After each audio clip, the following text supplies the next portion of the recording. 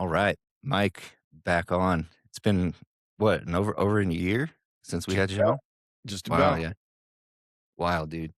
Um, this is something like we're gonna get back into doing a lot of is the podcast type stuff. I've got a few people lined up in between like the videos and everything else that I'm doing on YouTube, but there's no better way to start it back up than getting you back on here because your growth has been wild, man. Very impressed and, I've always been a fan, you know that, since we met, and, I look forward to hearing the back end, because I can see what's on socials, I can see the stuff you're posting, but, I don't think that's doing it justice for the amount of work that you're putting in behind the scenes for sure. Whew. Louder in the back. For sure. So we were just talking about it and, I consider you like an entrepreneurship leader. I see everything that you post. You're helping other people, helping other guys. You're doing, the Jiu-Jitsu entrepreneur meetings every Wednesday and just helping people out, man. And I love that. So, entrepreneurship wise, what is it that you think makes veterans such great entrepreneurs are able to transition easily into entrepreneurship? Vets have an innate ability to operate independently. When you become a non-commissioned officer, right? Like now you're a leader, right? In the Marine Corps, the cross rifles mean leadership. So by virtue of just being in a leadership position, you in the Marine Corps are forced to you have a box, but there's so many times that you're forced to think outside of it to get the job done. And firmly believe that those qualities, they translate right over to entrepreneurship because oftentimes you are going to have no clue what to do, right? And the answer is not in front of you. And in the Marine Corps, I'm not going to say we rely on intuition, right? We rely on our commander's intent, but the those characteristics and qualities, like specifically resilience, is a big one. Just like a leader's ability to get back up and dust himself off and go forward, right? Like you're going to get choked out in jujitsu. You're gonna run out of money in entrepreneurship, right? Like you're going to have to find ways to get out of it. And cool part is entrepreneurship, you can have 29 terrible days and then one massive day and you're like, woo, and then you get to run it back, right? So I really think that that also probably carries over from Marines specifically. We often do things that result in people's pucker going like this, So it's kind of it. I don't want to say it gives you kind of a high, but I personally wake up every day excited about the future. There's definitely anxiety in there, but you're telling me that like service members don't experience anxiety? It's like this freaking pool of, to look at for people with anxiety, so it's just a mindset thing, flops right over, and it's really healthy too. Yeah, and I think that's one thing for sure is like, you and I were just talking about it before we started recording was, we see all the stuff on TikTok and these YouTube videos and all these guys who are like, you can start a company and make money in your sleep and hardly do any work. And it's like, yeah, there's stuff out there like that, but it's very rare. But, for guys like me and you, we work 24 hours a day, 7 days a week, and we take little naps in between, and, I think that's really what it takes is, like and that's something that military veterans bring over too is, like, you're forced to work, you're there, and, mission accomplishment is number 1, so if you carry that mindset over of, like, "I don't care how long this takes, like, it's time to dig in and get it done," like, you'll be successful in entrepreneurship for sure. I agree. And you do make a good point. There's the gurus out there, right? They're good at selling you on the dream. Uh, for me, I really believe the veteran that doesn't have much baggage and debt, house hacking is a great way to build wealth and build it exponentially over time, right? Like David Pere, the military millionaire. I'm in his war room. He's awesome. Love him. He really preaches using the VA loan, house hack, get yourself in one unit, rent out the others, have a landlord property manager, do it yourself, take the money, roll it forward, get cash flow. You got exchanges and stuff like that, 1031 or something, and then you can use specific tax advantages as a veteran to keep building your wealth while allowing yourself to potentially live rent free, right? And like also cash flow, and then put more money back into your business, your investments, or maybe something else, right? Like Space Coast Mobile Jiu-Jitsu, basically, and the Jiu-Jitsu Entrepreneurs Mastermind, they feed GrapplApp, right? Because GrapplApp isn't like officially monetized right now, and we're getting there.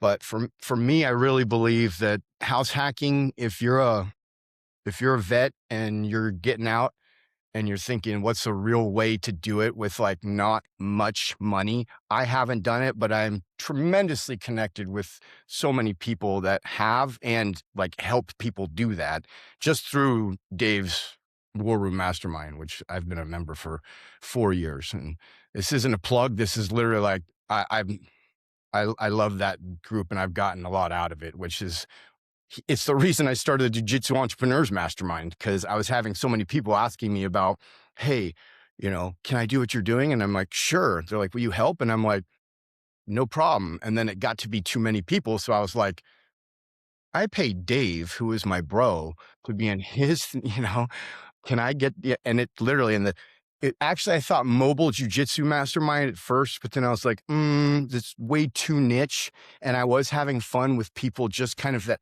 had spider webs in the grappling community, right? Kettlebell coaches, law enforcement officers, and stuff like that.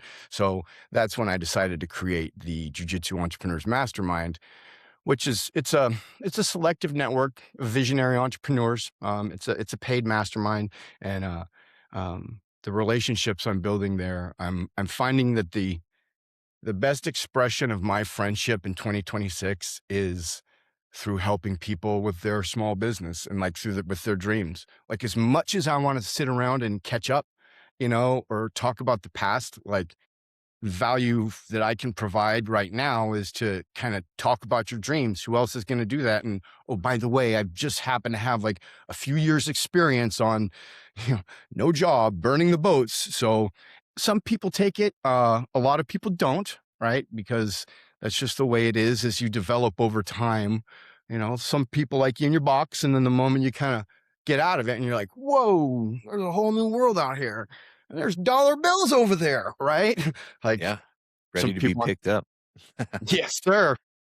So man, when I jumped in and I was a part of the mastermind, I was about a year into my security company, and I remember exactly that. Like it was, hey, what do you got going on? All right, well, here's my business, and I explained a little bit of it, and it was like dudes just started jumping in, like, have you tried this? Have you, what's your marketing look like? And I was just like, whoa, man, caught me off guard because I've never had a group of people who were just like, let's help you now for the next, 10 to 15 minutes. And then we moved on to the next one. It's like, where are you at? What have you done since last week? And Yeah, dude. it holds you accountable is another big aspect is like, nobody wants to sit in front of a room of people who just tried to help you out and then explain like, I haven't done anything for the last week.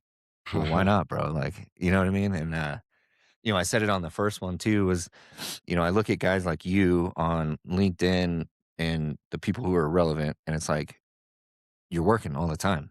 You're always working. And that's a motivator as well. Like when I see you up 2, 3 o'clock in the morning posting stuff and I'm like, dang it, man, like I gotta get off my butt and do something. Well, that means you're online too. So, that's a good sign, brother. Yeah, that's much like today, when I was like, oh man, I forgot that you're in a different time zone.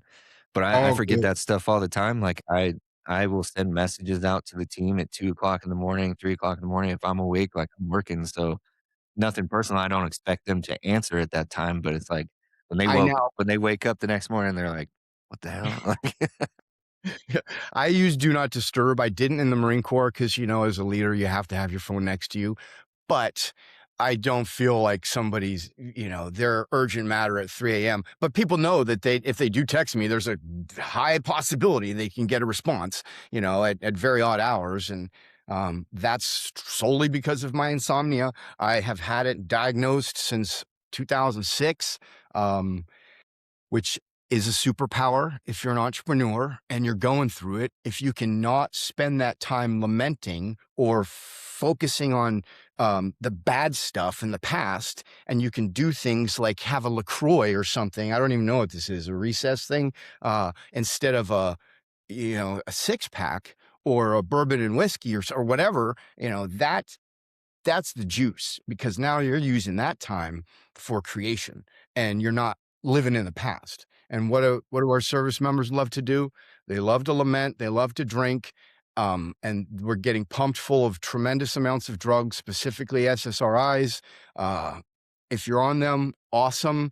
But I've just had too many friends that have been on them for way too long and then get very alcoholic and end their life. And I just I can't not vocalize how important it is to have a doctor that isn't just keeping you on something, but is working with you on finding the right dosage so that when you're on something that you are specifically attacking like an issue in your life. Like when you do EMDR, like you go through one specific thing. So when you're going through Wellbutrin or Lexapro or Prozac or Zoloft or whatever, you're actively in that bridge with your doctor, your therapist, addressing something so that on the back end, when you're going to start feeling things like lethargy in the afternoon, sexual dysfunction, you're have an opportunity to then titrate down, because the SSRIs, they will turn the volume down. That noise, that stuff, it kind of pulls it in the back and then allows you to then clear up a little bit. And you're like, wow, things are actually a little bit better. That's when you attack it with the therapist and you hit it hard and you deal with it. And then your therapist should bring you back, look at titrating off of the medicine. And then there are other alternative natural things that you can do that have a lot of the same effects. They're just not big pharma. And so, and if you need to do it again, you do it again. But that's all between you and your doctor. The only issue is dude's on them for freaking 5, 10 years, and they're wildly alcoholic and they have played with their guns so many times at night, right? Like they have a noose. So like we can't deal with that. And that's something I definitely noticed was, you get out and the VA, the doctors, the therapists, psychiatrists, whoever you go see, they all want to say like, "Oh, PTSD is bad, insomnia is bad, ADHD is bad. You have all these problems and it's bad." Whereas you just said something that I've been saying for years now is insomnia is a superpower. Cool. Good. I can't sleep. I'm going to get up and I'm going to work and I'm going to make some money then. Or ADHD, I see so many people like, "Oh, I have to be medicated and all this stuff." Man, I run multiple companies. ADHD is a friggin' superpower. I can bounce back and forth and I can run all of them all day, and it doesn't bother me. But yeah, that mindset is huge because again, we have so many things out there that's like, "Ooh, the PTSD guy shouldn't own a gun. The PTSD guy shouldn't, he should be locked in his home all day and medicated." And it's like, no, dude, listen, when I'm at a grocery store, I'm the dude you want walking around hypervigilance. Hypervigilance, right? Like it's a negative thing. No, it's not. I'm watching everybody's ass in the grocery store and everybody out there. You know what I mean? Like, so that negative connotation that they've wrapped around these things, it's like, no, that hypervigilance is exactly what kept us alive overseas or on the street as a cop. Like, why would I give that up? Are you out of your mind? Oh man, there's a warrior class in America, right? That was built through the global war on terrorism. And I really firmly believe that it's the blanket of security right here in America that, things happen in other lands, right? Which is a whole nother conversation. Politics these days. Woo, buddy. Yeah, and that's what I was gonna explain to you. I was gonna tell you, so I saw a bunch of other influencers on YouTube who talk about very similar things that we talk about, right? And, they were reporting a few weeks ago, or maybe it was a month ago now, but they were like, YouTube was just mass unsubscribing their subscribers without them knowing. So people were reaching out like, "Hey man, it said I was unsubscribed, but I didn't do that." And then they subscribe again. And, luckily, I mean, until recently, I hadn't been hit by it, but it seems to be the guys who are reporting on, certain files being released or, our allies that are, maybe not making the greatest decisions. Well, it hit me. And this week I lost, like I said, no new videos posted, nothing changed on the channel whatsoever. And I lost 75 overnight. Just boom, just removed. So, um, I mean, I don't like that, man. Like we got the freedom of speech thing, and it's not like I go real crazy. I try and keep everything real wrap tight because the businesses and everything else, I'm not trying to hurt anything, but as people who fought for this country, I got an opinion about some of the stuff that's going on, and I don't think it's right. I think we're being cheated, we're being lied to, and this is just another example of you had the administration who was saying, "What, you can't take a joke, you can't laugh at these memes I'm making," but at the same time, people who speak out against them are just losing their platforms and losing their rights to speak. It's messed up, dude. That is messed up. It is. And we're going kind of down a path. Like I'm not sure if you follow much like UK news or Australian news and stuff like that, and Canadian news, California news.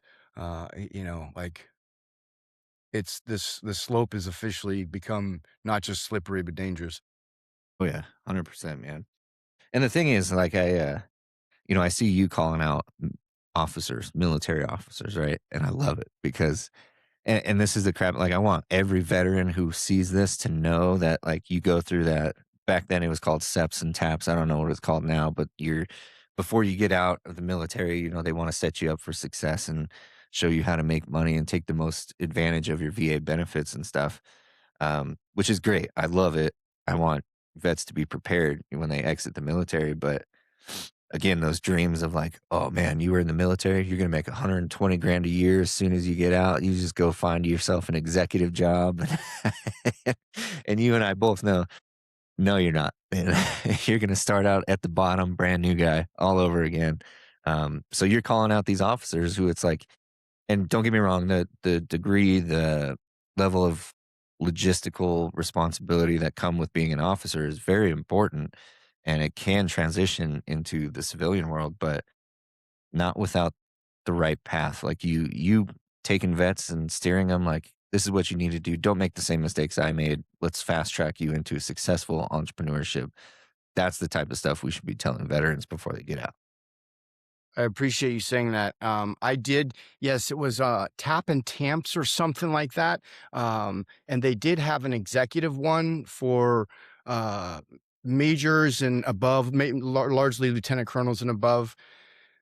I found the first couple days a lot of value in it. Oh, there's Claire, what her name? Anyway, she was tremendous. And then the last few days, I didn't get like it was a bunch of just pitches, which were cool. You walk out of there with with a ton of stuff. And for there are colonels and stuff and sergeants majors that are retiring that still have all their duties, so they can't just break contact for 8 hours a day, right? So like that was one of the cool parts. And so I think there is a push to put more entrepreneurship in the actual exit plan for Marines. And there might have been actually something I received in the Department of Education or something as you're leaving. There was like an entrepreneurship cohort or something that service members. So it's getting out there, which I think is great.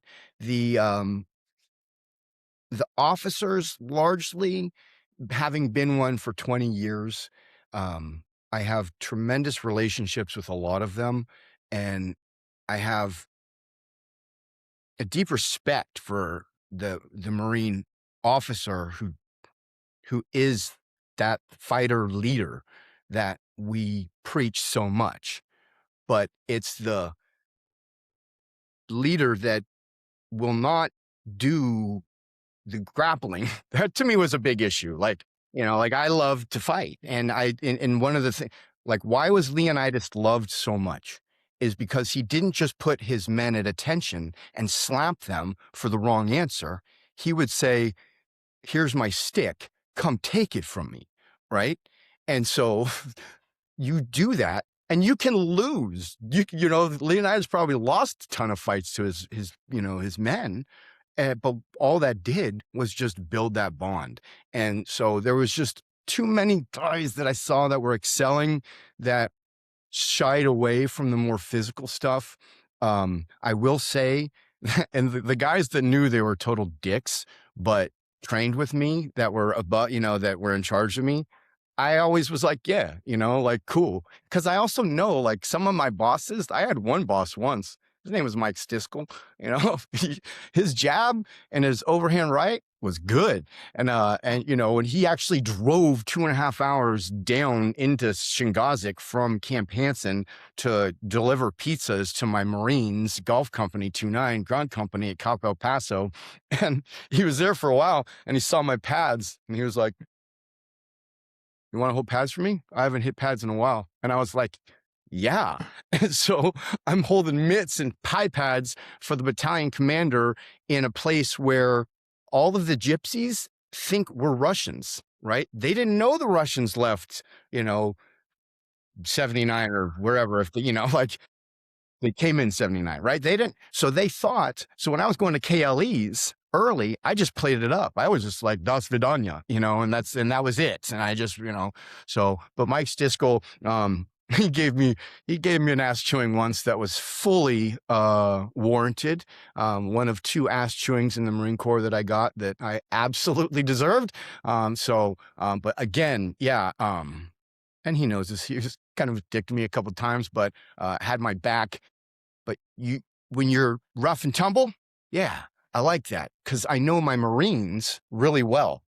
I know these dudes, and they're freaking rabid pit bulls, and they want to eat, and you got to let them eat, right? And so sometimes the meat is the officer. Because you tell me that Lance Corporal that you freaking page 11 last week doesn't want to freaking tear your head off? Well, guess what, buddy?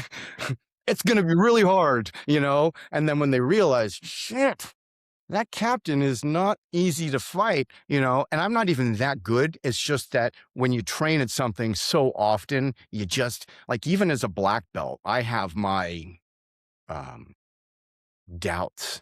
But then I go and I train at places and I do really well. And I'm like, Michael, you just got to trust in your jujitsu, trust in my training. What I saw happen in the Battle of Fallujah, right? You trust in your most basic training and it works. But that's from the officer's perspective. And yeah, I just went hard in the paint early on LinkedIn because I knew that I wanted to get my voice out there. So it was fairly deliberate.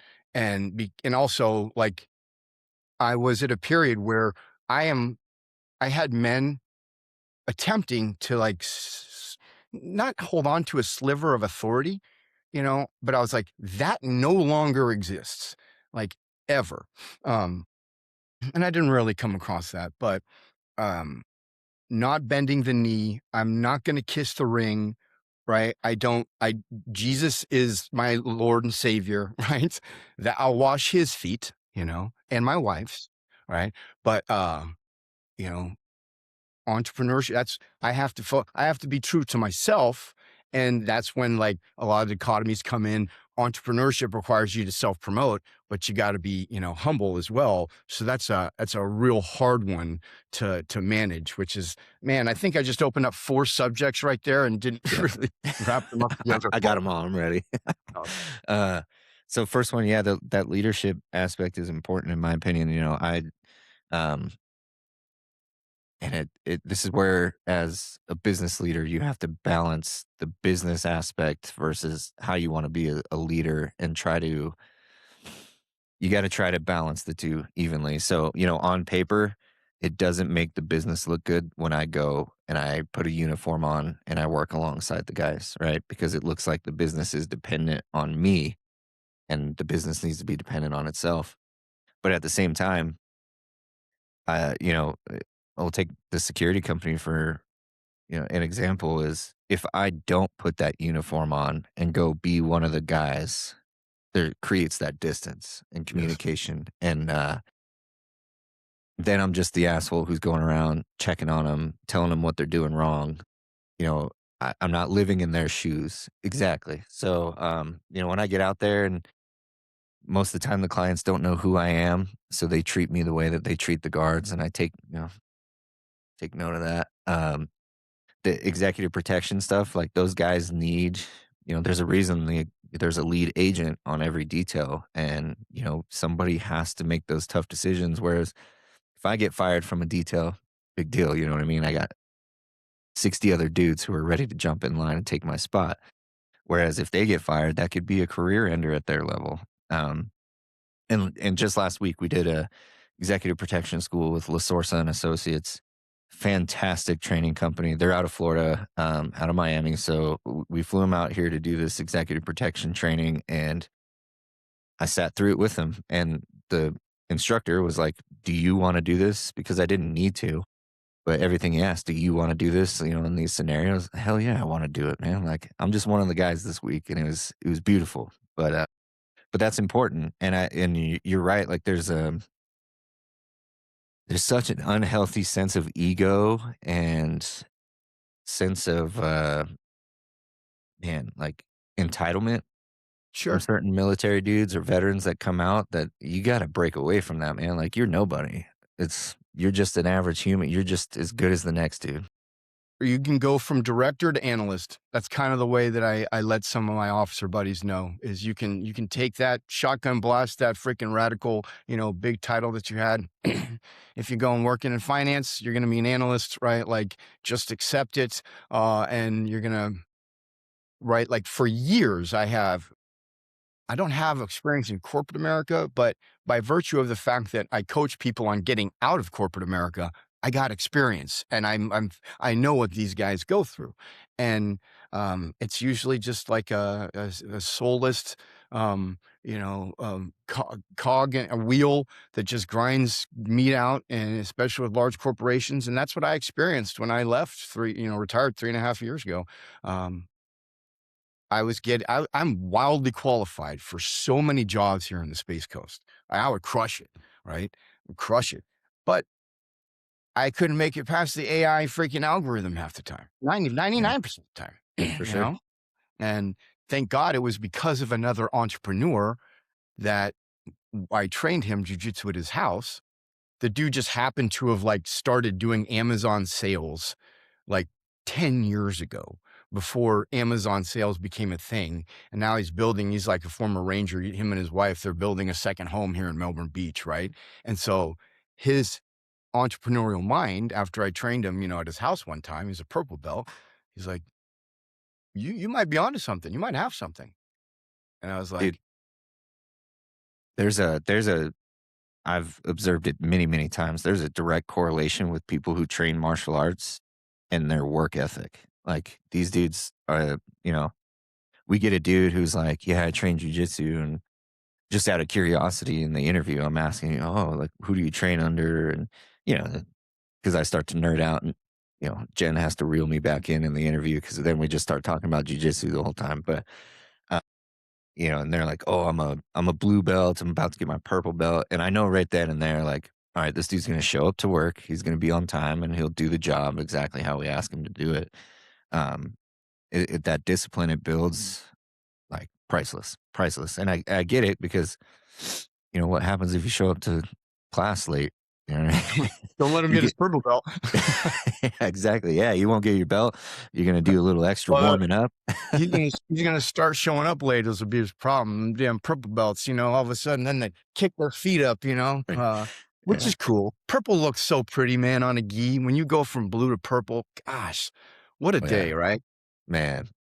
Yeah, especially because they pump you up and they tell you, like, "You've mastered the basics now." It's like, "Cool. I don't need to do anything else." Yeah. And then all of a sudden, you got another target that's even bigger, and you're like, oh man, Yeah. it doesn't get easier. But Man, that that's gap too, like, from blue to purple, it's like all of a sudden you've got this master superpower that you can just defeat all these blue belts and white belts, obviously. But then, like, the brown belt, the gap between purple and brown belt, it's like it's untouchable, you know what I mean? And then brown to black, I'm sure it's the same thing. Like, you got brown belts who come in and they probably got 4 stripes and they're like, "Oh, I'm with this dude," and then you know, you humble them. I love training with purple belts. They're probably like one of my favorites because um I just find that I can control the pace with them, and they're just really fun because purple belts these days are exposed to a different, more new age version of jujitsu. And since I went from 240 pounds to 180 pounds, I can invert now, right? And so I can do all cool stuff and go for legs. And I'm finding that knee bars, man, I absolutely love knee bars.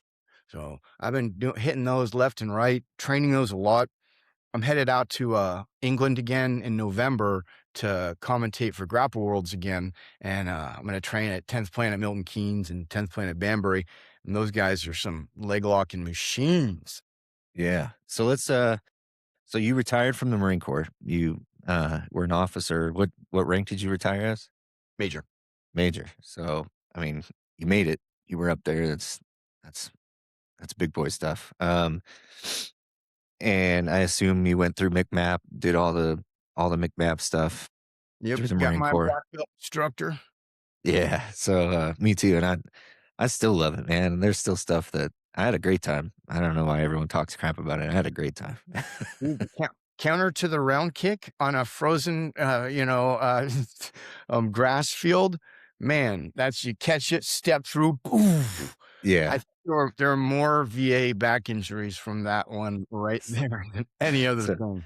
I still talk to my instructor. He was our gunny when we were in Afghanistan, and me and my buddy were getting our black belts in Afghanistan. So it was like we patrol and do our job all day, and then it was like time with gunny afterwards, and we would just train McMap. And there was no like tire pit, nothing like that, dude. It was in the rocks of Afghanistan. So I always text him. I'm like, "Hey, thanks for my VA disability rating, man." That's I had several people out and a handful that we would train, and yeah, usually you gotta find, um what was the go-to? You would get 2 by 4 plywood or something, throw the plywood down, and then you would go find a bunch of the ISO mats, the old ISO mats, and then you'd try and flatten them out and tape them together, and then you would roll and they would just rip apart. Then the Marines didn't care. You're on plywood. Pow, pow, so, Yeah. God Brewer and I used to do that a lot. Gunny Rust, he was another dude he used to train with, out there. Jason Dean as well. Uh, But if you were, I mean, let's pretend you were asked to go and redefine or revamp the Marine Corps martial arts program. Like having gone through all the black belt stuff back then to you're a black belt in jiu-jitsu now and you run jiu-jitsu business and you do kickboxing. I see you doing all kinds of stuff. Is there anything that you would really change about the Marine Corps martial arts program? Oh man, this is an amazing question that I've never even thought of. What would I change? Well, I always fully agreed with the philosophy that you're use what you have, kill what's in front of you standing. And then as a jujitsu guy, like you go to the ground and the idea is to end it there fast so you can stand up. Uh Maybe at the no, you can maybe some more stand up at the black belt level. However, you get into a ton of that. I never did the first degree, second degree, third degree. Bill Super Beast Radabaugh would be a tremendous guest on this subject. That dude would be able to freaking walk through, talk through, and he's a brown belt. Got it from Jason Izagiri in Gracie Kailua, trained with him. We were in 1-3 together, but he would be awesome. He would have a much better answer than mine. What would I change? I mean, maybe more tie-ins, right? Like enforce the tie-ins, the character tie-ins a lot more. They're glossed over too often. Maybe incorporate them in the very middle instead of at the end, and do more stuff. But I on our third talk, I'll have a much better answer for you 'cause that's a good one, dude. You're gonna have me thinking about that later when I'm smoking my J and skateboarding my neighborhood later tonight. Well, so when I went to defensive tactics instructor school in law enforcement, we had, it was a lot like McMap. It was a lot of like, avoid going to the ground at all costs, right? Because you don't know what they have, knives, weapons, whatever. And I understood that. But then, and this is what got me into jujitsu, like really was the only jujitsu I had done was the McMAP, right? The Marine Corps Martial Arts Program, the little bit that they have in there. And then like I played around in some gyms and stuff here and there, but nothing like I didn't I didn't fully understand jujitsu and I talk crap about it and anyways, but at this instructor school, we had a guy who was helping the lead instructor and he was only a purple belt at the time, which I say only like that's Right, not a hard thing, right? right. But Works 999 out of 1,000 people. right. Yeah, so well, we came to ground fighting day. And, I was just like, "Man, I'm a big dude, like, nobody's gonna wrap me up, like, I'm strong, I'm not gonna let any of these dudes embarrass me." Well, this guy, he embarrassed everybody. I mean, like, guys who were even in jujitsu as blue belts, like, this guy we always said he sandbagged, like, he said he was a purple belt, but he was really like a brown belt and a Sure, half, so sure. um, but he Never that beat happened, ever. yeah, no, never, never, yeah. But, he wrapped us all up and just embarrassed all of us, and I was like, "Never again. Like, I'm never gonna let that happen to me again." And then, as then we went to the Gracie Survival Tactics Instructor School, which is an amazing school for law enforcement, military dudes to learn Gracie Jiu-Jitsu, from, amazing instructors. And then it was like, well, now it shifted from, like, never let it end up on the ground to it's gonna end up on the ground. Let's learn how to control people without hurting them. Make it look super gentle.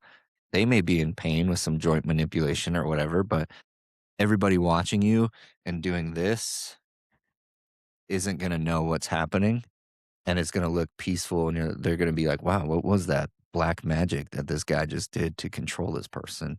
And, we do that with the security company is, we run jujitsu classes and defensive tactics stuff, and I take a lot of the stuff that I learned in GST and pass it along. So, um, I think it's jujitsu is it's the black magic, man. 90% of fights are going to end up on the ground. You better know how to Oh, handle it.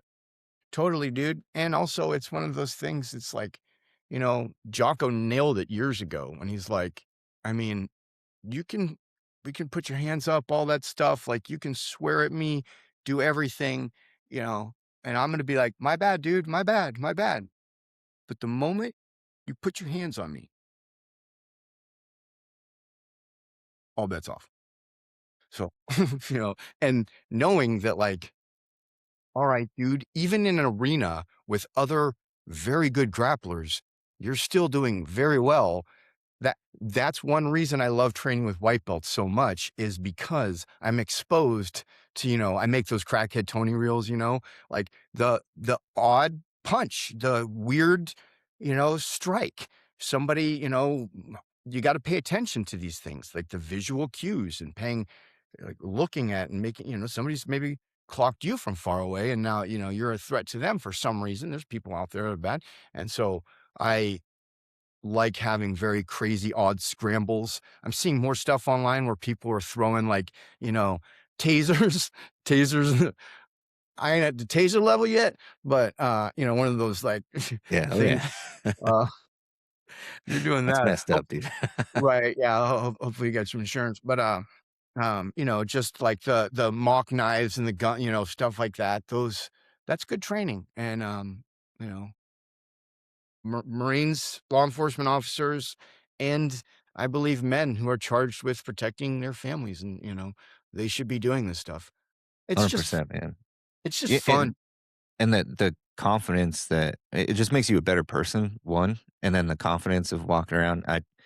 One of the days is actually not too long ago, I put the uniform on and I worked a site that it's eventful, we'll say. Okay. And this crackhead, he just comes charging at me, cussing at me. I have no clue who this dude is, never seen him before in my life, but he sees that uniform and he was just like, "Oh, I'm coming to mess with this guy." Like, which one? Like, tall, skinny crackhead. I was just like, "Me? Like, you want to come talk shit to me?" Like, I was confused, man. But I just, I dropped that support leg back a little bit. I pushed my gun into my holster to make sure the retention was there and it was all good to go. But I was just like, "Here we go." Like, I stood my ground. I didn't move, and this dude was getting right in my face, and I was like, this is gonna happen. And I think he sensed that, and he just turned away and started cussing at other people and kept on his way. But, most people would be like, "Oh crap," and try and run from this guy where it's like, I'm not giving you my back. One, I'm not going to show you my back. I don't know how fast this crackhead can run. He's all juiced up on Right. his stuff. You know what I mean? Yeah. So, um, but yeah, that confidence of just, when I walk through the store and like I said, I'm the dude you want in the store, like, or in anywhere because I'm keeping my wits about me and I'm nothing special, but I know enough to like get my family out of the place, and Which that's makes you important. special. Right. Yeah. Compared to the 99% of the world that just head up ass walking around and no clue what's It going on. pops right in their keister. Yeah. Yeah. Yeah. And it's, So and, my wife has got we've been together 20 years this month, so, huge, but she's gotten used to it to the point where, like, she's like, "What? What are you looking at?" Like, whereas when it started, it was, "You're no fun. You just go around and you're paranoid all the time." Now she, like, we took the instructor to dinner before he ran this class last week, and she was like, "I'll sit on this side so you don't have to sit with your back to the door." And she's picked it up. She knows, like, it's not going right. away. You might as well just roll with it. Yep, might as well just roll with it, and that's a good one. My wife too, she's tremendous. We met December 31st of 2006, and we've been together since. So our 20 years, not married, but together are coming up. And um, I'll tell you what, that's another superpower in small business. Having a spouse that supports you and believes in you. Man, priceless. I got some buddies that unfortunately I don't know if their spouse is as enthusiastic for um, working all day and not appearing like you're working all the time, right? Because you're trying to gin up stuff and there's a lot of doldrum, right? And a lot of just like this, you're on your phone a lot. Mhm. And it's like, it just kind of gives the ick, right? So having a wife like mine who she believes in me so much, like you know, I really think she believes I'm the most handsome guy in the world. I really, it's like she tells, like, I think she believes that. And I believe to me, she's the prettiest woman I've ever seen. Like, I look at her and I'm not trying to get sappy, but I'm genuinely like in love with her because she's so pretty. And I just like that about her because, I look at me in the mirror and I see edges and rough and scars and everything. So then I look at her and it's soft and it's pretty and it's kind, and it makes life so much easier she rubs my head at night, and it's like, oh, makes me food. She knows the burritos I like, like that kind of stuff. So For it sure. also speeds things up for me. Yep.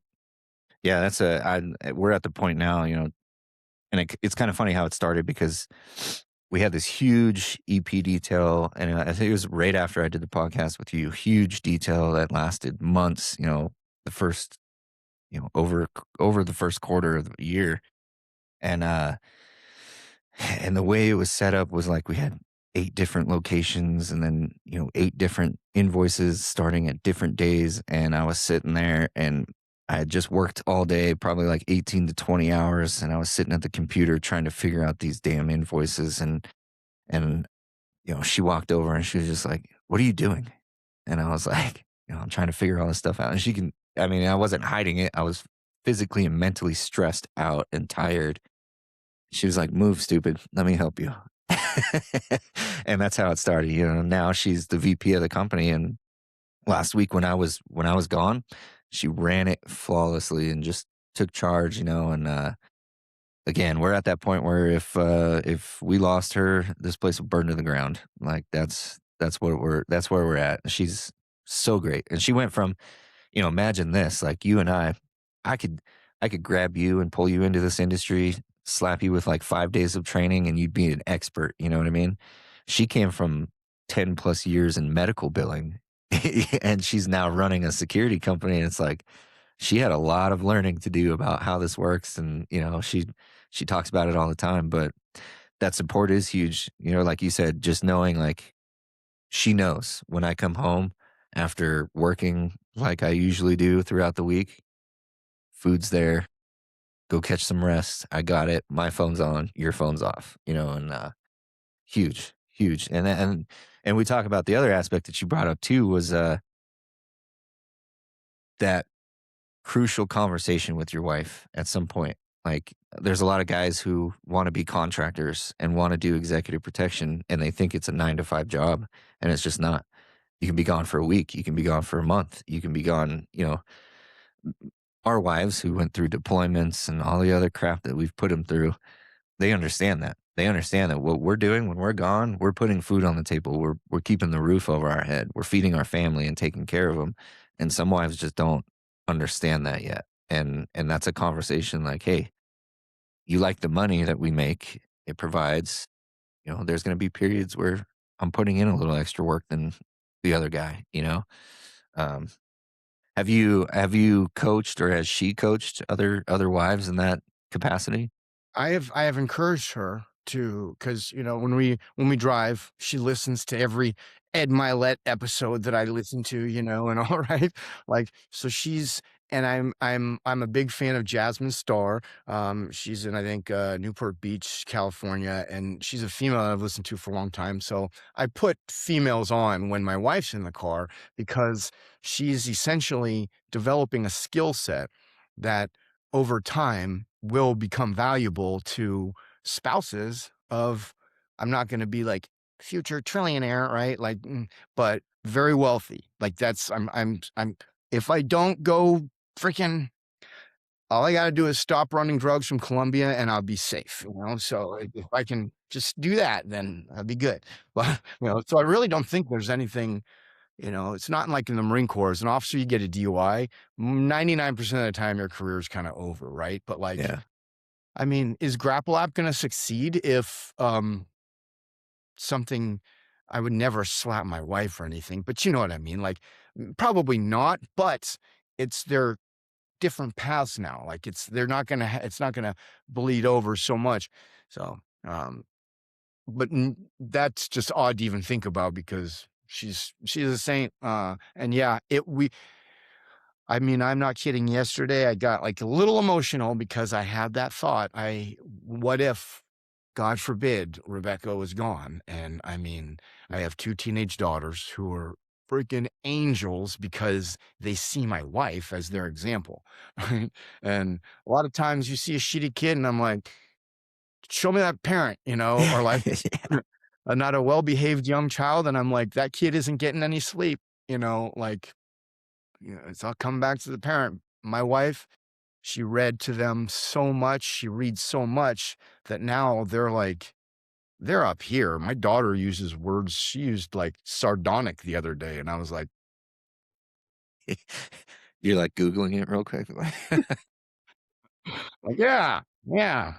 Yeah. Dude, Dylan's the same way, he's 9, Sophia's 18, she moved out, she's doing her own thing, and, I'm super proud of her for doing that. She's doing the whole mad at my parents, I can do this myself thing, and I respect it, and I appreciate it, and, I'm not gonna bug her, I'm gonna give her a space like she wants, but, Dylan's 9, and this kid, like, we'll be driving somewhere for a business trip or something, and we'll be like, "Dang, did you see that dead possum on the road?" And he'll be like, "It's not a possum, that's a pangolin." And we're like, "No, that's a possum." Like, "Dude, I'm in my 30s, I know what I'm talking about." And he's like, "Nope." And he'll pull it up on his iPad, and I'm like, "Damn it." Like, it was a pangolin. Gotcha. You know what I mean? Like, the kids are just smart these days, man, but like, the mother is huge, like, and I think that's what, we've lost a lot of in the United States is moms are going and working, and they're taken away from their kids. We're handing our kids off to strangers all day to babysit or to, teach. Whereas back in the day, that strong mother was kind of what kept the whole family together, and it still is. But now they've got this added responsibility of having to work to feed the family, and it sucks, man. But it's huge, And your wife, my wife, we couldn't do it without them. There's no way around it. No way. I look at, No. I got a buddy that in my mastermind, Chris Russell. He's a PA Marine Brown Belt. His wife, Bethany, she is tremendous, and she's a realtor. She's, big into fitness, and I know helps with Apex Wellness a lot. And uh, they he specifically, um, forgot the point that I was going to make about her real quick. Uh, my bad. I just totally lost my train of thought. It's good. No, and, Um, but she works and runs helps run the business for him? yeah. And the reason that I brought it up, oh my gosh, that just totally escaped me. Oh, duh. So they're they created life grappling, and that that was the reason because Chris, he essentially him and his wife recognized that there's a like real gap in kind of traditional nuclear family values in on the internet, right? And like we don't show as nearly as much of it, especially when we're inundated with so much negativity, right? You know, so they created kind of like a non-coaching coaching platform for families that are looking to get back into traditional nuclear family values. And Chris and Bethany are like, if I was to like from people that I know, like outside looking in and be like, who would be good at that? Like those two. And he walks the walk and so does she. He's, that dude's a freaking stud. They run Apex Wellness Clinic and I'm a big fan of them. I'm also a big fan of testosterone, so that's, Yeah. something Yeah, to and that's mention. I tell my wife all the time too, is like, I hate being on TRT just because it sucks, you know what I mean? Like, I hate jabbing myself, but I mean, I couldn't function without it. There's no way, like, they linked, my issue with testosterone and everything to TBI and all this other stuff, that really damaged it. Of course, like 70% of veterans need TRT just because the crap that I'm sure we ate and the lifestyle we led for so Correct. long. But uh, but yeah, man, I mean, it sucks that you have to do it, but at the same time, like, it's nice, you know what I mean? It's important, and feel free to give me their info and we'll put it in the description of this so we can pass it along. But it's important to have somebody who actually cares and isn't just prescribing you testosterone to figure it out on yourself because you can screw yourself up pretty bad. Yeah, especially if you're a female. There's a lot of things out there that for females, like you throw some testosterone in your body, not a big deal. For a guy, you might have a couple, but for a female, there are drastic effects if you don't actually pay particular attention to it. Um, and yeah, that's why I list. There's a guy. I've had a PED coach for a long time. His name is Dan Marquis. He's a bodybuilder from Thailand on Instagram, and he's tremendous.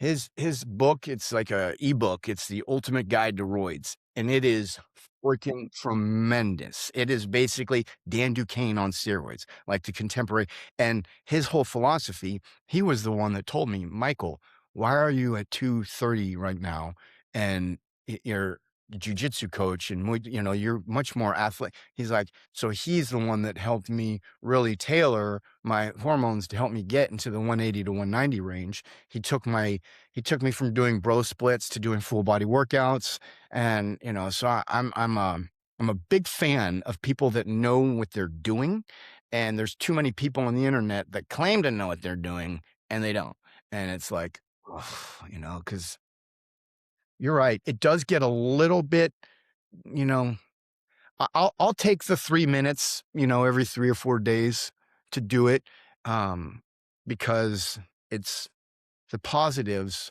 What I don't think men know is that the cognitive benefit of just testosterone replacement itself is one of the biggest aspects. They're not going to have a massive body recomp, right? Like usually that comes with a few other substances involved in a pretty dialed in diet. But what you're throwing in testosterone, you're going to get things in your brain that are now operating at a greater capacity. And that to me is one of like the real big ones, and a little aggression. It's the aggression hormone, you get a little, and then you get a little, you rock hard, and like you have a great month of sex with somebody that you might not have, been connected with, recently. Well, So, yeah, that and the mental health aspects, when your test is tanked, you feel like crap, you get anxious, all the other hormones are dominating your body, you get bloated, you feel like crap, like just the mental aspect of like, I feel good today. Like I woke up, I had great sleep, and I'm gonna have a great day. so cool, Even if man. even if it's 4 hours, you I was know? about to say, even if it oh, man, that's so funny 'cause, REM's really important, and that's one of the main issues with the insomnia is that I get worried that I don't get REM, and so I have to make sure that I don't screw myself to too much so that I can get 1 or 2 nights where a week where I'm in a potentially deep sleep or get to that place, because there's too many times, bro, where I will lay down and I'll be at this frequency, and then 4 hours will go by, and I'll wake up at the exact same frequency, and it's like I hadn't turned off, right? So all I was doing was just going into a hibernation and then, one whatever, the level 1, and then of course it catches up and then it has that effect. Estrogen levels, DHT, DHEA, all that stuff happens, weird cortisol spikes, then your insulin gets all off and then you start putting on weight and you're like, "Oh, what's going on?" So, Yeah. Yeah, and there's so much that goes into it, like I said, you gotta have somebody who actually cares and knows what they're doing to guide you through it because if someone just and there's a lot of companies out there who do this, they'll just toss you a bottle of test and tell you, "This is your dosage, do it once or twice a week," and then you feel great. I mean, probably better than you should at the first, after injection, and then you taper off and you feel like crap before it's time to get the next one, and, um I've done some research, and obviously, I've been doing this for about 10 years now, and less is more. Yeah. preach, preach, less is more. And it took Yeah. me a while to realize that. It took Dan really to be like, you know, and he advises pro bodybuilders, right? That are on like 3 to 5 grams of oil a week, right? Like, huh? That's like this much, Yeah. like Yeah. maybe not quite, but you know what I mean? Like, Our uh, wives would get a restraining order, dude. I know she farts in the wrong direction. I'm like, huh? You know, What was that? Yeah, no, dude, it's good though, but that's another thing is, I see a lot of dudes in the martial arts, jujitsu in particular, who they come in, they're run down, and they're just, not healthy looking, and it's like, "Dude, go get your labs done to see what's going on," like, you never know, and especially nowadays, like, our diets and all the crap that they call food that we're eating is, it's killing us, dude, and one thing that I recently just started doing is I completely cut out energy drinks. 'Cause I was at the point where I was like, man, like, that was my morning routine was like, wake up, do some stuff, run and grab an energy drink, and then it's, off to the races for the rest of the day. I didn't know what damage I was doing, man. I felt like crap. I was drinking it's chemically crap, dude. That's all it is. And I cut that out, and I realized I don't need nearly as much caffeine as I was drinking. I have, like, a cup of coffee, dude, and I'm good now, like, just regular old coffee. And, last week, or the week before, I was getting ready and I was out and about, didn't have my cup of coffee. I was kind of run down. So I grabbed just a small little energy drink. I won't put the name on blast, even though I want to, but supposedly this healthy brand, and I drank it. And the first sip I took, I was like, this isn't flavor. This is chemicals. Like it tastes like I'm drinking gasoline or something. Like it right. tasted like chemicals. And I was You like, see it deep. yeah, dude, I was like, "Ugh." I was like, "I can't believe I drank these every day," and then, the waist started to get smaller and, less bloated, less tired and crappy feeling. My sleep started to improve, and like I said, I don't need as much coffee as I thought I did, man. Like, 1 cup, you're good. You just need something to give you a little and honestly, I drink coffee probably for the taste more than anything now. Like, I just I enjoy a love cup of coffee. coffee. Funny, I told my daughter the other day, I was like, as a kid, coffee was disgusting. But then when I went to college, that changed But yeah. Yeah. immediately. Yeah, and I was, I nerd out, like, if there's a place that has, like, Colombian imported, fancy coffee, like, I wanna try that, you know what I mean? Like have you ever heard of, and this is a real thing, and I don't know if this is going to make it or not, but it's called, oh my gosh, cat colon coffee. oh, yeah, where the cats, like, chew it up or whatever first, And and yeah, and then they digest through and then like what? I heard about that in New York. It was like $9 for a cup of cat colon coffee. yeah, I haven't tried it, I've Yeah, tried a lot of weird stuff, man, so I won't say that I won't, but but that one's tough, you know? that is a tough one. But anywho, yeah, $9 for a cup of coffee came out of a cat's ass, so I'll pass. Hey, man, people are paying for weird stuff nowadays. I've been to Japan. I've seen the vending machines, dude. Yeah, it's rough, man. But I wanna talk a little bit about GrapplApp, like, the growth. Like, back when we first did our first episode, I don't think you had launched on iOS or anything yet, and now there's an app for GrapplApp, and, dude, this is huge. I tell all the dudes who travel, like, I work with a team who does 2 weeks on, 2 weeks off, and they travel with the client wherever they go across the US during their 2 weeks on. You eliminated the excuse of, like, "I can't train," and you just posted that thing on Instagram today, which is hilarious, but, um and you sent it to me, that's awesome, but it's true, like, these dudes can hop on the app, and guys like us, we live on open mats because that's we're traveling around so much, and it's tough to find a gym that's like, "Sure, come train for $20 for the day," or something, or just find an open mat and get in there and just play around, pack your gi and your belt or not if you're into the no gi stuff. But yeah, tell me, what's the updates, man? What's been going on with that? Favorite subject in the world. Um, so yes, when people travel, they want to find jujitsu. Like they don't like taking a break, and oftentimes there are gyms that they want to go train at. Oftentimes they don't want to go to a gym; they just want a private lesson, and maybe they don't have the time or the flexibility. They're there at a conference. They might not have a rental car. But if there's a mobile jujitsu instructor like me who has mats in a truck, who is happy to drive to the JW Marriott for, a couple $100, right? That's a decent drive for me. But I know exactly where we can set up. A lot of times just I'll go out. These people, they might have an Airbnb, and GrapplApp has now I've just talked to my developer yesterday for our, one of our weekly calls. We're not an open mat finder. We're a mobile jujitsu app and a revenue sharing platform because there's so many open mat finders out there, and there's plenty of good ones. Only issue is that they scrape the internet, most of them. Every single one of our almost 1,600 open mats in the US, UK, and Australia were entered by a human. And then we have lots of um, protections to make sure that it's accurate and that there's not duplicates and stuff like that. So Grapple app has decided to help out the jujitsu brick and mortar gym owner by offering a free Grapple Pass.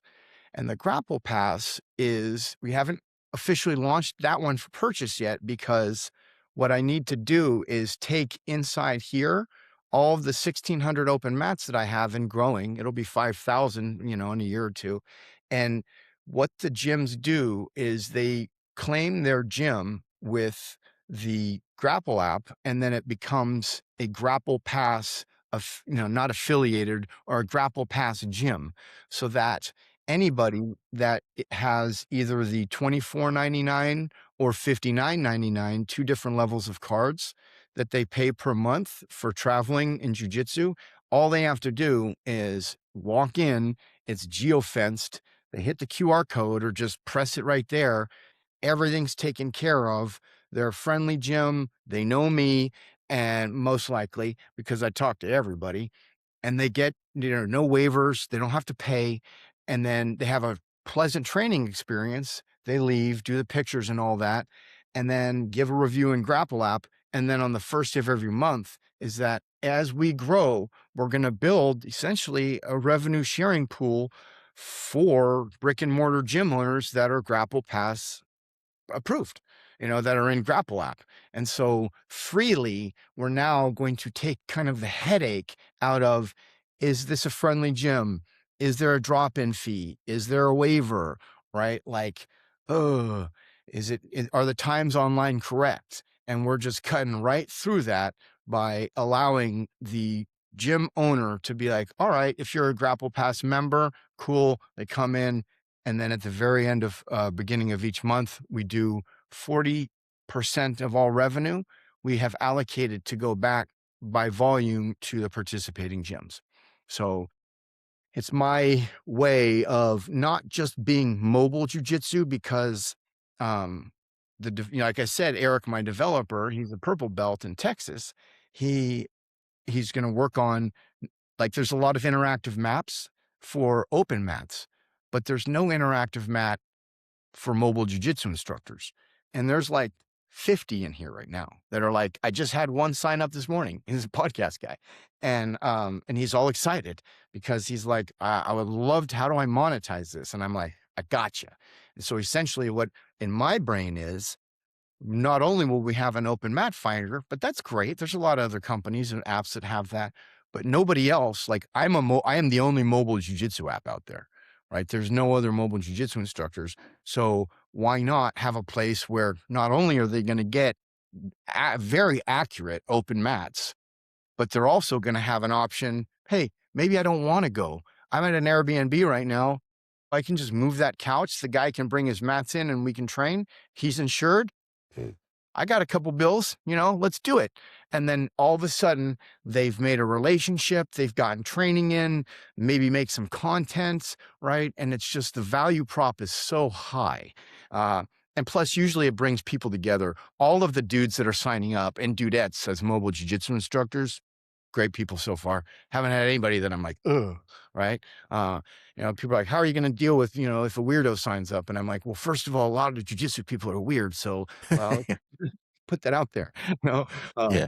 What do you mean by but weird? I know, Because we get yeah, choked out for fun, so exactly, man. But yeah, dude. So GrapplApp it is kicking butt. We are in the iOS, Google Play. It's, our most accurate actual snapshot is at app.grapplapp.io, and there's no E, one word, and it is fire. This is where, like, it's because we did the whole, we're over 2 years old. We did the go-to-market strategy, right? We made an MVP, and then we were in Dan Martell's SaaS Academy, right? And I've been in a bunch of other coaching programs, right, for tech guys and stuff like that, and nerds, which is the main reason why I go hard in the paint on socials with this freaking silly grill, is because no one else will do it. So I'm like, if I'm the one out there putting my face out there, people will hopefully buy from me if I can develop good relationship with it. Because how many apps do you see out there that you're like, oh, that looks great, but you know nothing about it. And you're like, I don't know if it's freaking Deng Xiaoping over in freaking Sichuan, China, who's going to freaking, I have no clue. Right. But you know that it's me and another American. Hot dog, let's go, and it's really good. So we did it. It was very deliberate. We did it right. And that's why, I'm unashamed in being like, I'm the entrepreneurial terminator. I won't stop. I can't. That would be death for me. Like, I have too many people to be like, F off. Right. So yeah. I won't stop. So you did, I mean, here you are again, helping entrepreneurs just in another avenue, you know what I mean? Like, you're helping the jujitsu practitioner find a place to train, or those people who are like, like, I'm a little overweight, I'm out of shape, I have some injuries, I need more of the one-on-one type, class to see if this is for me or not. And you're providing that opportunity, but you're also giving the entrepreneurs out there who are like, and again, for my guys who are listening in my industry, or watching, you can go and do your job and sign up on GrapplApp if you practice jujitsu and then go teach a class and make $100 for the night. You know what I mean? Like, come on, man. Like, you got there's no excuses all the way around. GrapplApp And drop me a eliminated line. excuses. Drop me a line. I will get back to you. I plan to do it out as far as I can, because there's some supremely big freaking dudes out there, influencers, right? But when they get back to me, I'm like, holy crap. Bedros Keuilian, he always returns my messages. I'm like, that's insane, So like, and he's a dude that I look up to so much. And then one day I tagged him, and then he sent me a freaking note, and I was like, what? Next thing you know, we're rapping, and I need to buy some of his Fuel Hunt stuff. That I think I need to get some of that because that's American made, which one reason why I love Origin, Jocko's company. I'm a big fan of that guy. He was one of my first jiu-jitsu instructors. Talk about him a ton.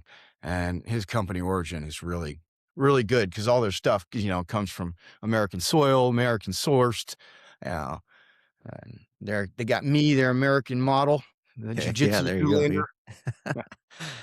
dude. That's, it's funny you bring that up too, is like, I got some friends who are big times, we'll say, on YouTube or across other platforms, and it's like a lot of people know him for this, or like you said with Jocko is like most people know Jocko is like the motivator, the Navy SEAL, whereas you're like that dude taught me jujitsu, like you know what I mean, like how you know people differently, like that's how you know you're on a different level of knowing them. Is like I don't know them as who they are online. I know them as like the family dude, who I took privates from him. yeah, Literally, like, we had times multiple to meet, and he was the one that showed me the counter to the north-south with an Ezekiel.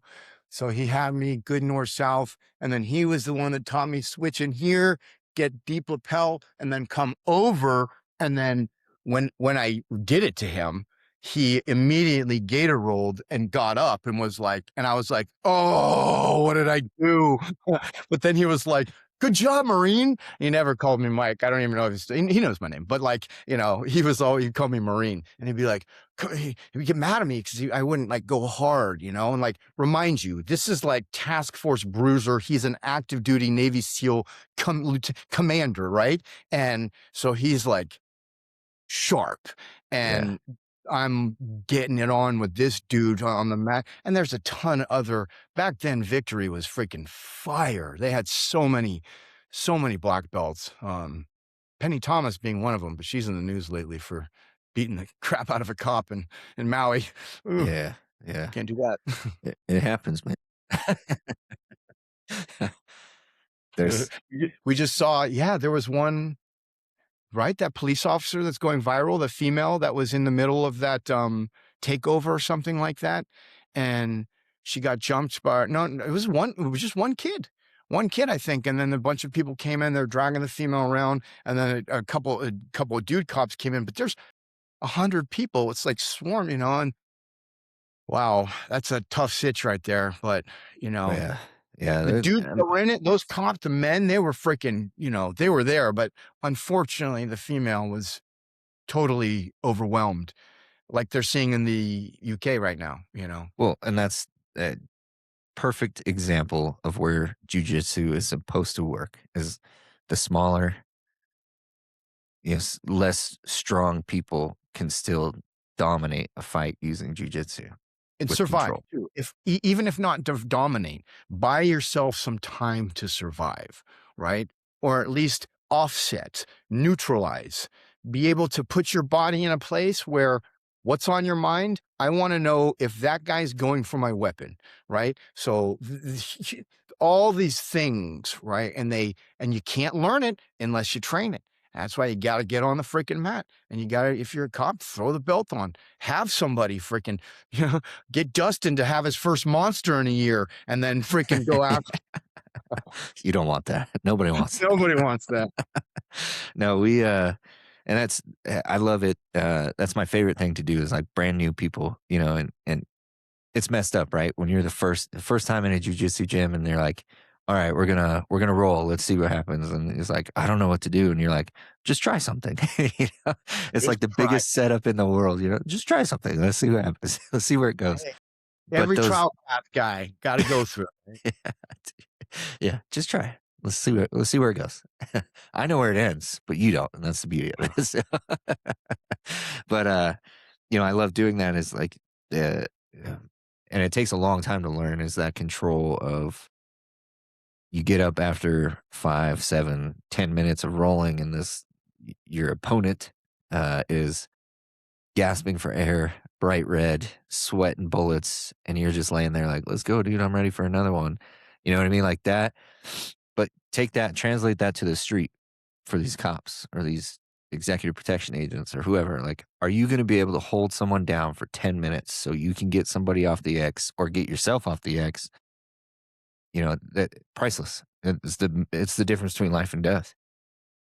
It is, and you have to train. Gotta train. Get out there and find multiple people. It's one I'm looking forward to my mastermind. We do a meetup every year in Vegas, and we're looking at meeting up for Masters Worlds in September. And so we're gonna get some training in. And I told some of the guys that we would play around with some plain clothes stuff. I see guys training in just t-shirts lately and some jeans, and I'm like, that's kind of cool. Yeah. Yeah, we see it for the EP world. We see dudes in suits and then go and they're training in suits. You buy some crap, And there's a right? couple like a competition out. It's like the John Wick series or something. Yeah, dude. There's And it's crap. priceless. If you're at a conference with a client, and like I said, someone attacks or tries to attack your client, and you're the guy who's been, tasked with making sure that doesn't happen, are you gonna be able to roll in a nice suit? Might wanna practice. You know what I mean? Dude, for me, everything around here, all I see is opportunity. Yeah. Uh, I'm good with chokes. And it comes down to the very first class that I took with Jocko and Elias, and they purposely were like, you have to shoot a bow and arrow. And then, so you're opening up the lapel, the gi. So the bow and arrow, so you have to grab, right? So you're grabbing here to open, and then you're shooting the bow and arrow, and the hand slides so deep. And I mean, I get it. Like right here would be the origin, signal, and then turn it in. And I mean, that's like one of the very, very first things that I ever learned in choking was that you can start to turn off the carotid artery on one side and make that choke that is going to take 3 or 4 seconds over here. You can make it 1 to 2 seconds by shutting this down sooner, Yeah. just by a good grip. Bang. Now imagine doing that in a $1,300 suit, How cool would that be? I wrote Brimble and Clark the other day and I said, hey, uh, I'm going to commentate Grapple Worlds 3. We got Sean Melanson versus Owen Flanagan. The commercial you did with Gordon Ryan and Tim Kennedy was pretty dope. I was like, I think I could do that really well for you. You guys want to fly me to DC and put me in a suit and, videotape me doing martial arts? Yeah. Heck yeah, man. I was left on red. Well, for now. You're They did quickly, buy me a with for the commentating and the stuff you're doing in the jiu-jitsu world, man, like, you're gonna be one of the top names here soon, and, uh, the commentating, how was that, dude? Like, It how was that was experience? it was absolutely amazing. I felt like I was in my element because, like, look at this, man. We're hunting hour and 18 minutes have gone by, right? So having a microphone, which I need to do a better job about setting this thing up, talking about jujitsu. Yeah. What did you say earlier? If you start talking about jujitsu, it's like, all right, kiss the rest of your afternoon goodbye. So wait, you want me to just talk about stuff that I'm seeing on a stage right there with professional grapplers? Sure, no problem, right? And so between me and Lou and Chris Fensom is tremendous. He's out there. He's a jiu-jitsu black belt in London, and Jiu-Jitsu Lou, she's got a podcast. She's out there. She's a blue belt, and I called the last Grapple Worlds 2 with them. Man, it was just fun because people were telling me afterwards that it was like, hey, it felt like you were in the living room with us. And I was like, that's what I'm looking for. Yeah. And I'm a lot more animated, right? I've seen a lot of guys when they're talking on it's like golf. They don't want to talk too loud because, and I'm like, no, hey, Chris, shouldn't that guy put his right foot, like I'm talking. And then if it's exciting, I'm freaking out. I'm getting excited because the crowd wants to get excited. You For know, sure. the people there, there should be a buzz. Unfortunately, it kind of settles down really quiet in a jujitsu place too much. And that's why for me, I just like talking, being loud. And then when things happen, whoa, and kind of also, I know with Grapple Worlds 3 coming along, we're gonna the owners, I am not an owner, they're doing a great job of making sure, one, they moved to a bigger stadium in Milton Keynes, Stadium MK, and they're gonna be having Jiu-Jitsu Lou, she's, I think, going to be doing like interactive interviews with people in the audience because there's guaranteed going to be huge names there, right? Like Sean Melanson versus Owen O'Flanagan. That is a freaking that is the matchup of matchups of 2026. Like, no one would have ever seen that one coming along, and both of those dudes, Sean, most popular grappler, one of them, one of the top 2, him and probably, maybe Rafael Lovato Jr.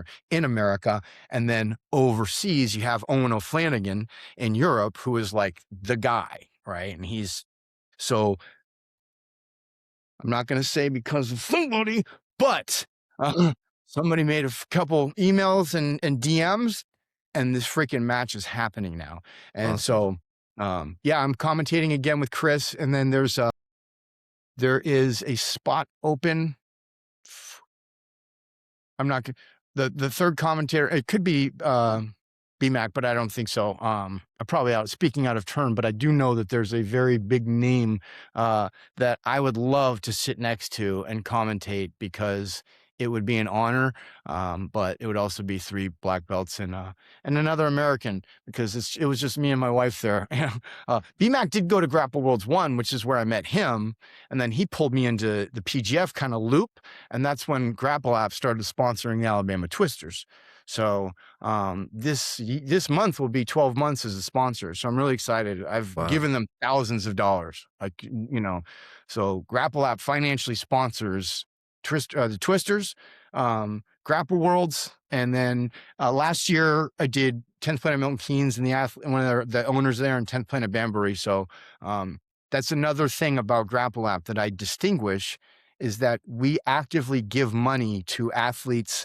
Like when I first started, I gave 12 $250 like micro thank yous to just random people that needed money on the internet that were grapplers or like trying to get at, like I would literally look for people and just say, hey, do you need help? And it might have been their first competition or they weren't able to do that. So I just wanted to infuse the market with goodwill from the very beginning, not be afraid at separating with my cash because I look at it as an investment, which it is, right? It's a business expense. And so ultimately, I know that if I do the legwork on the back end, it's going to result in more zeros and more zeros. So, But you're also giving back to the jiu-jitsu community, which, we all do, right? Once you're in it, you got bit by the bug, man. Like you always look out for those kind of people. It's kind of like the Marine Corps. Like you see a dude walking in Gracie Jiu-Jitsu shirt, you're like, hey, where do you train at, man? What belt are you? And then your wife's pulling on your shirt, getting mad at you because you're like trying to leave Walmart, you know what I mean? I know you're demonstrating, yeah, collar chokes in the middle of Walmart. I Yeah. may have there before. Yeah. No, but that's cool, man. And I think it's awesome. Like, it's going to be huge. We're going to see GrapplApp on everything tied to jujitsu or even martial arts, and the commentating stuff is huge for you. I'm super, super excited to see you do that again, man. That was cool. And then, you know, I, it's one of those things like people either love you for it or they hate you for it because my whole family was out here for the Ronda Rousey thing on Netflix, right? And my daughter was graduating, so my whole family, my wife's family is out here, and I was like, I don't care, we're watching this. Like, you sit down if you want. If not, like, go grab yourself a beer or whatever. Like, make yourself at home. But the whole time I was just like, oh, watch for the guillotine, watch for the guillotine. Like I'm getting pumped up, and they're all looking at me like, how does he know? And then sure enough, like get tapped out by a guillotine, and I'm just like, when you've been in that position, like when it's coming. So it's You got to can be hard see it. as a black belt to be sitting there watching and just being like, oh, he messed up bad, like That was one of the cool parts about the commentating was because, my like people don't know like there's a bomba clot, and like what's the difference between an Aoki lock and a Woj lock, right? And so all these new things that are cool that it's inspiring me to get better at my jujitsu because if I'm going to be on the mic talking about these guys, I want to be good, accurate, and I want to do them justice. If they're being pros, I want to be pro, and so I really take it seriously because yes, I would love to be a UFC BJJ commentator. I would love to eventually get to that arena. That's why you giving me an opportunity to speak for an hour and a half uninterrupted is huge, man. So good rep, right? And I'm certain, dude, the algorithm's been giving me good attention lately. So I look forward to, throwing up a couple reels about this chat today. Heck yeah, man. Yeah, and then, I'll send you a list of topics to avoid so, you don't get canceled like I did. But Yeah, it's I alright, we'll figure come back. yeah, there's the thing is, I've always had a rule, I don't talk about Trump or Tom Brady, and, so that's been my thing for, no Trump, no Tom Brady, I'm good. Yeah, for sure, for sure. Yeah, but, no, man, it's cool, and I love to see like I said, I love checking in and, like, when your stuff pops up, I'm like, "Oh, let's see what he's got going on," because I feel like, you reach out and you just check in. You're just like, "What's up, dude? What are you doing?" Like, "I'm over here," you send me the videos, and that means a lot, man, because, it's easy for us to get wrapped up in what we're doing that we forget about, like, "Hey, man, there's some people I should probably check in on," and just see what's up, and you do that all the time, and, means a lot, man, you know what I mean? I'm sure I'm not the only one, which I hope I'm not. I hope you're doing that to all these guys out there who are grinding and just getting after it, and, you know, for me now, I'm doing something. It's in the works right now. I'm waiting for it to be developed, but the software as a service, now you're a mentor in another category for me because we're coming up with something that I think is going to change a lot, and I got to keep it a little secret right now, but um, I'm definitely going to be reaching out and being like, "Hey, man, this is uncharted territory for me. Help me not screw this up." Dude, I'll tell you what, my developer, actually, he's willing to sign an NDA, and he does that on like, that's people that he knows that, like, love me. My developer and I, we're tight, and so he knows that if hey, this guy, cool. So he's open to all, and he would be a tremendous resource because of him, he's had at least half a dozen apps start. And there's a lot of things that people need to pay particular attention to if they start vibe coding, because what'll happen is if you experience too much growth and the foundation isn't strong and there hasn't been an engineer to actually look at it, like it's just, an EP security guy, like leader, manager, like making an app, and then all of a sudden these things happen and it's like you can't vibe code your way out of it. All right. And so having somebody from the beginning, that's why we just told ourselves if we're in it for a long haul, we're going to make sure that the foundation is steady. God bless, what was it, Venezuela? Didn't or what just, Argentina, or what, there's a country that was just flattened, right? Like Yeah. like so thousands of people dead, and those buildings just fall, and I just think to myself, okay, we can't have that sturdy foundation, it might flop around like that, but we're going to stay strong. Yep. Just like jujitsu, right? Yes, sir. You don't have the fundamentals, you're not gonna build up. Period. I I totally agree. I love trying crazy stuff too. It's fun, especially now that I'm much lighter. And I can kind of and I'm doing a lot more no-gi, so I'm slithering out of things a lot easier, and I'm way more flexible. But yeah, man. Well, I look forward to training with you sometime, man. That'd be freaking dope. That'd be a good time. Yeah, we're looking, to buying some property out in Florida, so as Nice. soon as I get out there, I'm gonna let you know. I'll sneak up All on you right. and try and take your back. It's a bet. But no, man, it's always a pleasure, and, send me anything you want in the description, links to whoever, anybody that anything that we talked about, some resources. I'm all about helping people. I don't do this for money or for clout or anything like that. I get on here and I run my mouth because I enjoy it and I think other people enjoy it. So if there's anything that you want, or you wanna share with anybody, just let me know and we'll blast it out there to the whole world. I don't care.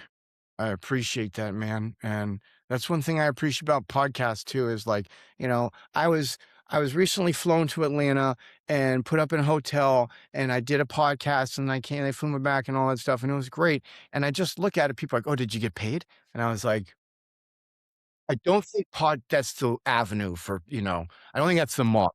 They'll take care of you, right? But they're not gonna pay you." What this is essentially doing is allowing us to have discourse openly and that people can see, oh, this guy can carry a conversation for 1 hour, 30 minutes, and 20 seconds. I haven't dropped, maybe I've dropped an F bomb. I hope I haven't, but if I have, uh, my bad. I've been trying This to is a clean it safe up. space. You can drop them all you want. I've been trying to clean it up. I mean, you brought up LinkedIn, and I used to go super hard because there's also, dude, people that just pissed me off. They were lying about shit. Like, I knew they got fired for their job, but they were saying corporate restructuring is why and I'm like, dude, you were pipped and fired. Yep, You can't lie about that. yep. You were performance improvement planned and then you were released. So, like, don't and it's the inability to take accountability of actions that or decisions that you made in combat in the past, and then celebrating people every year that I I'm not gonna like. But damn it, some people made decisions that unfortunately resulted in the unnecessary deaths of humans that I freaking love, and so it's tough for me to see people bringing them up, and it's like, dude, that's your cope, like get out of my feed with that. And so that's kind of why I'm just like, pull back a little bit from LinkedIn. Um, but I do look forward to going hard in the paint because I got a lot of stories to tell and share, and there's so much to do between entrepreneur, like the streets of Fallujah and starting a business. There are so many parallels and similarities that I love Jocko's book, The Dichotomy of Leadership. I've always thought the dichotomy of entrepreneurship would be a nice little, something, something, because, self promotion versus humility. Which one is it? Right. It's like we talked about earlier. So it's tough. The amount of like physically, okay, you're spending an hour and a half at the gym. Couldn't you be making cold sales calls? It's like my body is a sales call. My physique is a billboard. Zach Bell, veteran with a sign, literally called me and was like, "Listen up, nerd." And I was like, "Okay." And he's like, "You're a freaking walking billboard. Get it?" And I was like, "I get it." He's like, "All right." And then he like verbally diarrheaed for like 24 minutes. And I was like, "Holy shit." He had like 49 million views in like, in 1 month, like around that time. And I was like, "Damn, dude." It was like, it was a masterclass, all because my buddy Ryan Madden, with Green Star, he literally like just put us together.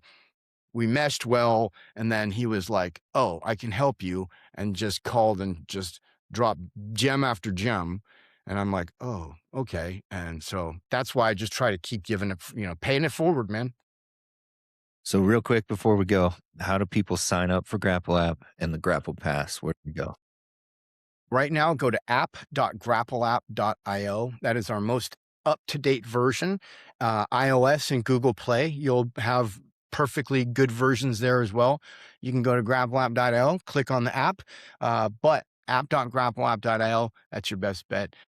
Or just come find me at Space Coast Mobile Jiu-Jitsu on Instagram and kind of search around in all my stuff. I'm certain you'll enjoy my page. It's pretty ridiculous. Yeah, I look forward to hearing from you. If you write me, I'll get back.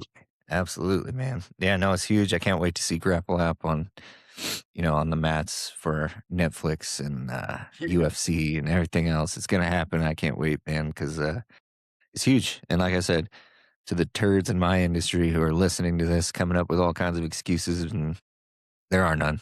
There are no excuses. I No way killed them around all. it. You killed them all. He's charged with manslaughter. Dude, that came up to me 2 nights ago at like 3 in the morning. That was an insomnia thing, and I saw some funny thing and immediately was like, "I wish I could reduplicate that." It had something that was totally, and then I was like, I just took a picture, threw it into Claude, and was like, and I told it what to, I said, and it made it perfect. And I was like, holy moly, this is now even easier, right? And then, of course, the way that it laid out, like some people wrote me and were like, dude, you gave me a heart attack. And I was like, Dude, I got that same feeling. I was like, "Oh my gosh, like, I'm about to talk to like a dude who's going to trial." for a half second, you're like, oh, and then you're like, oh my God, he got me again. I'm gonna throw that up. I'm gonna throw that picture up in here somewhere. All We'll right. throw it up. Yeah, that worked. Yeah, but, no, thanks again, man. You're always an inspiration, to I know it's not just me, so I'll speak for the jerks who don't say anything, but, even guys who picture me as, like, this super successful entrepreneur, it's like, "Oh, it's because I have good mentors out there." There's no doubt in my mind if I ever needed something or just wanted to bounce something off of a third party perspective, and I could call you and be like, "Hey, man, this is what I'm facing right now. What do you think?" And you just be like, boom, boom, boom, boom, left, right, 1, 2. It Yep, So and most likely something will be good, right? Uh, because it's the talk, it's the chatter, and that's why with the guys in apps and jujitsu, I'm cool with them. I'm like, "Hey, build, go for it," because I wanna build with you, and they might figure things out and, like, you know, there's also ways for companies to, if they exit, to have a graceful exit, and other companies can absorb, so it doesn't, and there's ways to partner. Like I'm not involved in seminars, but there's a couple good apps that over time I might, so for me, I really do look at it as like, I don't have, while it might be competition, yes, it's very much like, in jujitsu, you're usually buddies with the guy that you're trying to strangle the shit out of, sure, yeah. No, that's a great point, and I do the same thing as I always say, like, we don't have competitors. Like, I don't look at people as competitors. Um, yes, I'm gonna help and partner with the little guy who's in the same boat as me. The big companies, they don't need my help. They're not interested anyway. But there's enough work to go around. I don't need all the money. I don't need all the work. It's like, well, let's work together and let me help you. You help me, and we do that with a lot of these small companies out here. And I consider us small, even though some people don't. But we don't have competitors. I don't look at it that way. I don't waste my time focusing on the loser. I focus on winning. Dude, literally, like, all of the guys that are the furthest out there, they're not concerned with the strap hangers because then you're taking time and money to deal with lawyers and all this other shit, stress that you don't need to be thinking about. Why not put that into making a call or doing something content or going out talking to somebody? God forbid you open your mouth about your own business. Mm. Well, that's the thing is like GrapplApp's the best app out there, but if nobody knows about it, it's just gonna sit there, you know what I mean? So, you always got a place to speak here. Yeah, I'm not gonna have a hard time with that, man. I could go for another hour and a half, I'm positive. So, but Yeah. I look for, dude, I'll shoot you some of that Grapple Worlds information and because it'll be live. That fight, or the match, Sean Melanson versus Owen O'Flanagan, huge. Uh and then all the other stuff, dude. But thank you, man. I appreciate you for giving me an opportunity to share this. And I also kindly appreciate your kind words, man. So thank you. Yeah, no, thank you, and like I said, you've always got a place to speak with us, man, just and anything you want, like, I share your stuff all the time, I blast your stuff, so whatever Thank you. comes across, whatever you want shared with the people you network with too, the jujitsu mastermind people, All right. send me stuff, man, link them up, Okay. I'm always about helping people.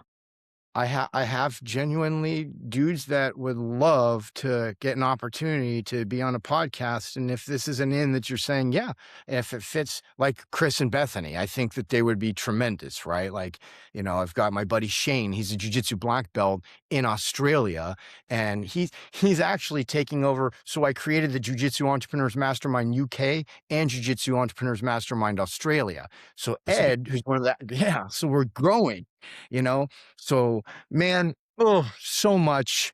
I'll be sure to drop a time. Well, how about this? We'll do this again in say a few months or something like that. Yep, 100%, yep, and send anybody else who needs a platform, man, I'm here to help.